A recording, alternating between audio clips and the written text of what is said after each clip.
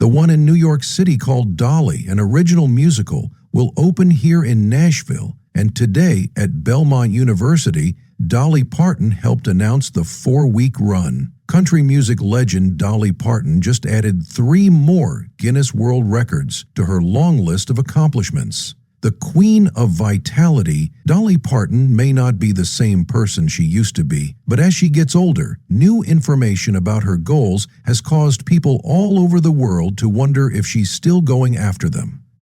Dolly Parton's life has sparked these discussions. Does she really live a sad life, or is she just a woman who wouldn't let her age define her achievements? Join us as we reveal how the 79-year-old star now lives a really sad life. A self-reflection at 79. Dolly Parton is bringing her truly emotional life story to the stage in a brand new Broadway musical called Dolly. The 79-year-old country music legend announced that the show will premiere in her home state of Tennessee before going to Broadway in 2026. For Dolly, this isn't just another project. It's something very personal, and she really wants to bring her story to life. At a press conference in Nashville, she shared her thoughts with her trademark wit and charm.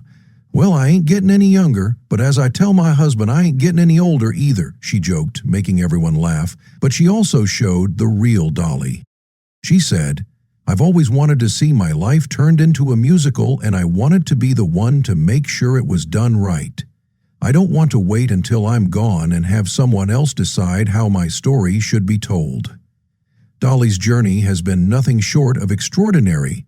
From her humble beginnings in the Smoky Mountains of Tennessee, where she grew up in a small cabin with her large family, to her rise as a global superstar, performing under the name In the Bright Lights of Hollywood, the show promises to be a celebration of her amazing career. Fans can look forward to hearing some of her biggest hits, such as Jolene, I Will Always Love You, Coat of Many Colors, and Unto Five, along with brand new songs written just for the musical. The production is a passion project for Dolly, who not only produces it but also co-wrote the script with 2-time Emmy-winning producer Maria S. Schlotterer. To bring her ideas to life, she has teamed up with Tony-winning director Bartlett Sher. Making sure that every detail of the show stays true to her story, previews will start on July 18, 2025, and the limited run will run from August 8, 2025 to August 17, 2025 at Belmont University's Fisher Center for the Performing Arts in Nashville. For Dolly, there was no better place to debut her musical than in Tennessee. I was born and raised in Tennessee, and Nashville has been my musical home for over 60 years. This is the right and perfect place to tell my story for the first time, she said. After a nationwide search, 3 actresses have been chosen to play Dolly at different points in her life. For now, she's not saying who they are, which adds to the mystery of the production. This isn't Dolly's first time on Broadway. In 2009, she was nominated for a Tony Award for writing the music for 9 to 5, a musical based on her hit song and movie. Her impact on the music industry is undeniable. Over 100 million records have been sold, and she has won 11 Grammys. The fact that she continues to break barriers and reach new milestones shows that her love for music and telling stories is stronger than ever. At the press conference, Dolly was every bit the superstar that her fans know and love. She looked stunning in a black leather maxi skirt and a white blouse with lace details that were designed by her longtime creative director, Steve Summers. Her signature platinum blonde hair was styled in a fringed shag, giving her that. For Dolly fans, this musical is more than just a show. It's a chance to experience her life journey through her own words, music, and vision. Dolly has never been one to take things lightly, and this original musical promises to be a spectacular, heartfelt, and unforgettable tribute to the woman who has captured the hearts of millions. Some think this is another goal she wants to cross off her list, while others think it's a way for her to stay relevant and in the public eye. Dolly Parton is the queen of the spotlight, but she wasn't always the superstar she is now. She wasn't born with a silver spoon in her mouth. What was her background like? Dolly Parton was born in a small one-room cabin near the Pigeon River in Pittman Center, Tennessee. She was the fourth of 12 children in a hard-working family. Her father, Robert Lee Parton Sr., also known as Lee, was a farmer who did construction work to support the family. Dolly always said he was one of the smartest businessmen she had ever met. Her mother, A.I. Lee, took care of the kids and taught them Welsh songs and stories, even though they grew up poor. Music was always a big part of Dolly's life. Her grandfather was a preacher, and the family often sang in church. By the time she was 6, Dolly was performing in public, and at age 7, her uncle bought her a real guitar. This led to her singing on local radio and TV shows. By the time she was 13, Dolly had recorded her first song, Puppy Love. She also performed at the Grand Ole Opry and met Johnny Cash, who told her to follow her heart in music. After graduating from high school in 1964, Dolly didn't waste any time. She moved to Nashville right away and started writing hits with her uncle, Bill Owens. Soon, many country artists recorded her songs, and she signed with Monument Records. At first, they wanted her to sing pop music, but when her song Put It Off Until Tomorrow became a country hit, they changed their minds. Her first big hits, Dumb Blonde and Something Fishy, helped her start her career in 1967. Many of Dolly's famous songs, like Coat of Many Colors, are based on her childhood. For example, Coat of Many Colors is about a coat her mother sewed for her out of rags, even though she always said they had plenty to eat and love. Her home in the Smoky Mountains made such an impression on her that she wrote My Tennessee Mountain Home about it. In the 1980s, she even bought back the family's old farm. Dolly Parton has sold over 100 million records and won 11 Grammy Awards. In 1999, she was inducted into the Country Music Hall of Fame, and around the same time, everyone else in the world fell in love with her too. In 2022, she was inducted into the Rock and Roll Hall of Fame. But she's not just about music. She's also written books, starred in movies, and even opened her own theme park called Dolly. Porter Wagoner asked Dolly Parton to join his shows and tours. At first, the audience didn't want her to replace the beloved Norma Jean. Some even chanted her name in protest. But with Porter's help, Dolly's charm won them over, and her first single with Porter, a duet of Last Thing on My Mind, hit the top 10 in 1968. This was the start of an exciting new chapter for Dolly. She had a string of hits with Porter over the next few years, but her first solo single was still not doing well. Because I'm a Woman had some success, but it wasn't as big as her duet hits by 1970 Dolly's. Dolly's anger grew, but Porter's suggestion that she record Mule Skinner Blue New was a big break. The song went straight to the top of the charts, and it was followed by a string of hits, including Coat of Many Colors and My Tennessee Mountain Home. But none of those songs were as big as Jolene, which became a huge hit in 1973. The song went to number 1 in 1974 and made waves around the world. Dolly was determined to go solo, and by mid-1974, she had broken up with Porter's organization.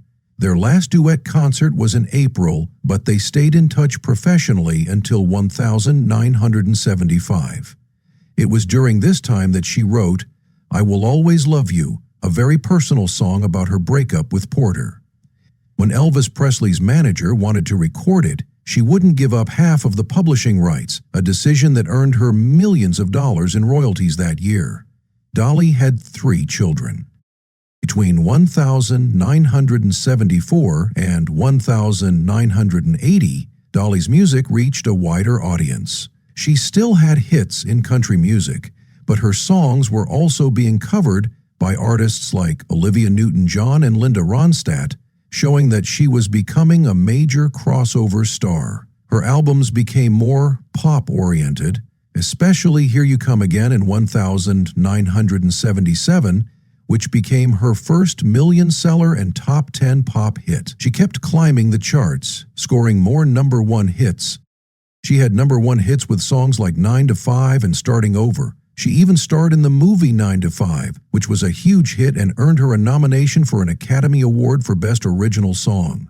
Her duets with Kenny Rogers, like Islands in the Stream, became legendary. But by the mid-1986, modern country music started to change, and Dolly found herself moving in new directions. She signed with Columbia Records in 1987 and released Trio, a beautiful album with Emmylou Harris and Linda Ronstadt that brought her career back to life.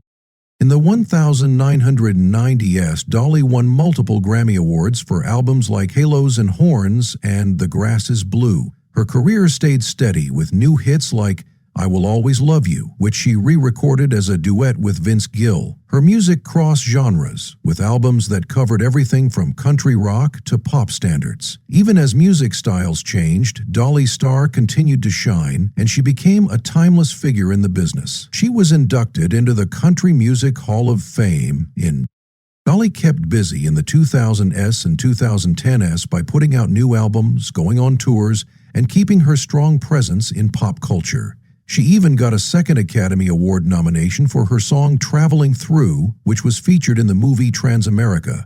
Her influence grew over time with her 2009 album Dolly and a very successful tour in 2014, and she performed in front of 1,800 people at the Glastonbury Festival and got more praise for her contributions to music.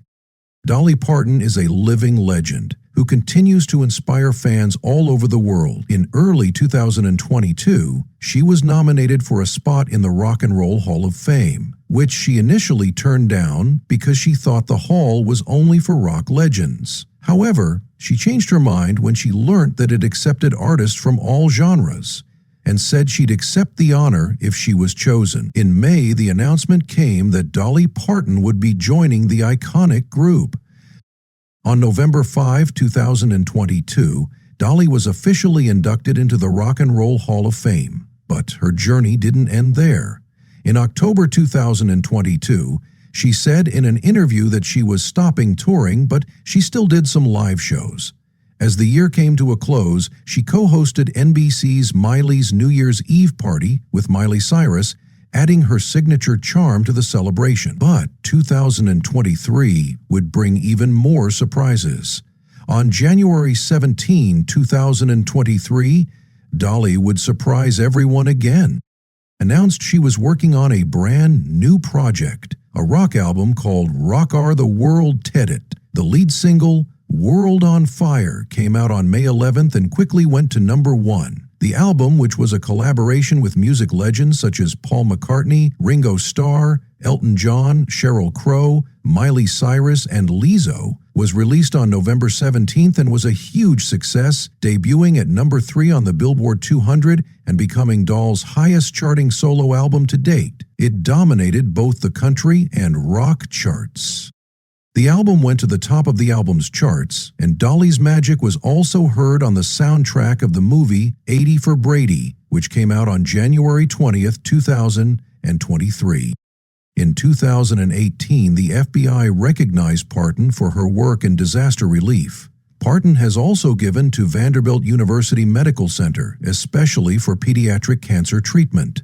After Hurricane Helen in 2024, she donated $2 million to aid efforts. What do you think of Dolly Parton's latest project? Is it a way for her to stay relevant, or has she never lost her spark? Let us know in the comments, and don't forget to like, share, and subscribe for more videos. You'll like it.